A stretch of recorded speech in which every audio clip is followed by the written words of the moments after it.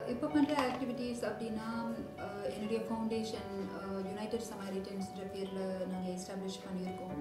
So அதை ஆப்ரேஷ்னலாக கொண்டு வர்றதுக்கு நிறையா வாலண்டியர்ஸ் கேதர் பண்ணிகிட்ருக்கோம். ஃபண்டிங், வெப்சைட்ஸ், கொஞ்சம் ப்ராடராக ஆக்டிவிட்டீஸ் போயிட்டுருக்கு. அதை தவிர்த்து இப்போ அப்துல் கலாமுடைய 3வது நினைவு நாள் வருது. ஸோ அந்த நினைவு நாளுக்கு கொஞ்சம் குழந்தைகளுக்கு ஆக்கப்பூர்வமான சில நிகழ்ச்சிகள் கண்டக்ட் பண்ணுறதுக்கு பிளான் பண்ணிகிட்ருக்கோம். இப்போ எவ்வளோ மெம்பர்ஸ் இருக்காங்க? என்ன மாதிரிலாம் இப்போ ரீசெண்டாக என்ன ஆக்டிவிட்டி பண்ணீங்க? எங்களுக்கு வந்துட்டு தமிழ்நாட்டில் ஒவ்வொரு டிஸ்ட்ரிக்ட்லேயும் அட்லீஸ்ட் 20-25 வாலண்டியர்ஸ் இருக்காங்க. ஸோ வாலண்டியர்ஸ் எங்களுக்கு அவ்வளோ பேர் இருக்காங்க. பட் என்னென்னா நாங்கள் அதை ஒரு ஸ்ட்ரக்சருக்கு கொண்டு வர பார்க்குறோம். ஸோ கரெக்டான ப்ராஜெக்ட்ஸ் எடுத்து, ஏன்னா எல்லாமே வந்துட்டு ஒரு ஷார்ட் ஸ்டெப்பாக இருக்கணும்னு பார்க்குறோம். பிக் பேங்காக நாங்கள் யோசிக்காமல் ஃபஸ்ட்டு ஒரு சின்ன ப்ராஜெக்ட் எடுத்து அதை சக்ஸஸ்ஃபுல்லாக ப்ரூவ் பண்ணிவிட்டு அடுத்த லெவல் போகணுன்ற மாதிரி பார்க்குறோம். ஸோ அது ரிலேட்டடாக நிறைய ஆக்டிவிட்டீஸ் போயிட்டுருக்கு. ஸோ என்னுடைய போர்ட் ஆஃப் டைரக்டர்ஸ் எல்லோரும் அதுக்கு வந்துட்டு கோஆப்ரேட் பண்ணிட்டு இருக்காங்க. ஸோ இதுலேயும் வந்து இந்த மாதிரி organ donation, blood donation, education இந்த மாதிரியா இல்லை வேறு ஏதாவது இன்னும் பிளான் பண்ணிட்டு இருக்கீங்களா? ஆர்கன் டொனேஷன், பிளட் டொனேஷன்றது இதை நாங்கள் பிளான் பண்ணுறோம். நாங்கள் முழுக்க இதை பிளான் பண்ணுறது என்ன அப்படின்னு கேட்டால், மிருகங்களுடைய நலம், அதாவது ஸ்ட்ரே அனிமல்ஸ், அவங்களுடைய பெனிஃபிட்ஸ்க்காக இந்த ஆப்ஜெக்டிவ் கொஞ்சம் டிஃப்ரெண்ட். ஏன்னா பிளட் கேம்பெயின் சில நிறையா போயிட்டுருக்கு. ஸோ அதுக்கு செப்பரேட் அட்டென்ஷன் தேவைப்படுது நினைக்கிறேன். எங்கள் ஆப்ஜெக்டிவ் என்ன அப்படின்னு கேட்டால், ஸ்ட்ரே அனிமல்ஸ்க்கான பெனிஃபிட்ஸ், அதாவது இமீடியட் மெடிக்கல் கேர், அவங்களுடைய ஷெல்டர், நிறைய wounded அனிமல்ஸ் இருக்குது. பட் இமீடியட் கேர் மொபைல் கிளினிக்கிறது இல்லை. அதை தவிர்த்து விமென்ஸ்க்கு வந்து நிறையா அவேர்னஸ் க்ரியேட் பண்ணணும். ஸோ எந்த மாதிரி அவேர்னஸ் நீங்கள் பார்த்தீங்கன்னா, குட் டச் பேட் டச் என்ன, அதாவது அது விமென்க்கு மட்டும் இல்லை, இன்ஃபேக்ட் நம்ம வந்து நிறைய பேரண்ட்ஸ்க்கு கொடுக்கணும். அவங்க குழந்தைகளை வந்துட்டு யாராரு எப்படி ட்ரீட் பண்ணுறாங்க, அந்த டிஃப்ரென்ஸ் என்னன்றது ஃபஸ்ட்டு பெற்றவங்களுக்கு தெரியணும். நம்ம எல்லாத்தையும் நம்பி நம்ம குழந்தைய நம்ம விட்டுட முடியாது. ஸோ இப்போ பார்த்தீங்கன்னா நிறைய ரீசன்ட் கேசஸ் வருது. இப்போ ரீசன்ட் கேசஸ் வந்துட்டு அவ்வளோ வந்துட்டுருக்கு. அதாவது சின்ன குழந்தைகளை வந்துட்டு பாலியல் வன்முறைக்கு ஆளாக்கி இந்த மாதிரி நிறைய இருக்குது. இதெல்லாம் வந்துட்டு பல அவேர்னஸ் நம்ம வந்து கிரியேட் பண்ணணும். அதாவது நாங்கள் எந்த மாதிரி ஆப்ஜெக்டிவ் செட் பண்ணுறோம் அப்படின்னு கேட்டால், இப்போ இமீடியட்டாக எந்த மாதிரி இஷ்யூஸை நம்ம வந்துட்டு நம்மளால் ஃபோக்கஸ் பண்ண முடியுமோ அந்த மாதிரி நம்ம பண்ண முடியும்.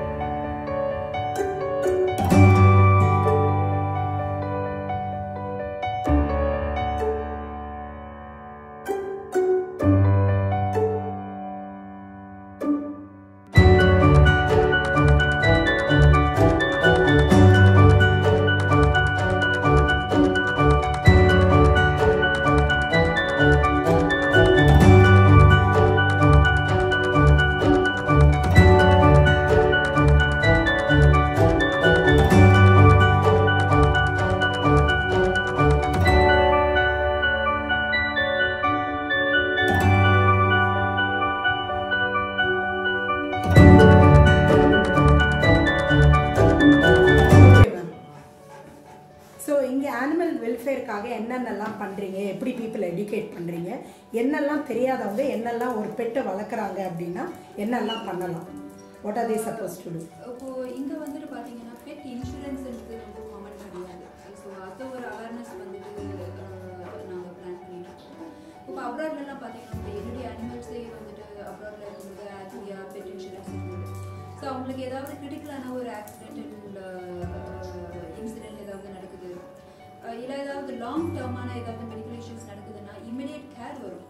ஸோ அந்த இன்சூரன்ஸ் மூலமாக நமக்கு கொஞ்சம் நிறைய பெனிஃபிட்ஸ் வரும். பட் இங்கே என்னன்னா அந்த இன்சூரன்ஸ் கான்செப்ட் வந்துட்டு கொஞ்சம் கம்மியாக இருக்குன்னு தான் நான் நினைப்பேன். அதாவது இப்போது மனிதர்களுக்கு இன்சூரன்ஸுன்றதே இங்கே கொஞ்சம் ரேராக இருக்கும்போது அந்த அனிமல்ஸ்க்கு இன்சூரன்ஸ்ன்றது வந்துட்டு கொஞ்சம் வித்தியாசமாக தான் இருக்குது இந்த மக்கள்கிட்ட. ஸோ அதை பற்றின ஒரு அவேர்னஸும் நம்ம வந்து க்ரியேட் பண்ணணும்.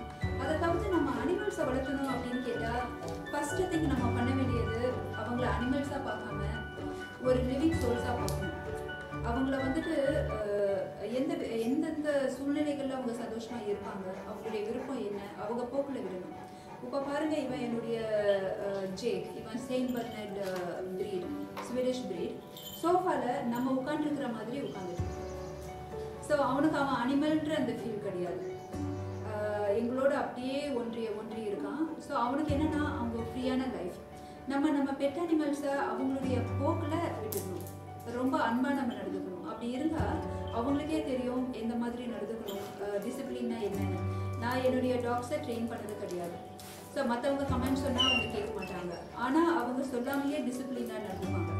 ஸோ அது எதனால் வருதுன்னா நம்ம அவங்களுக்கு கொடுக்குற இனஃப் ஸ்பேஸ். அது நிறையா பேர் பண்ணுறது கிடையாது.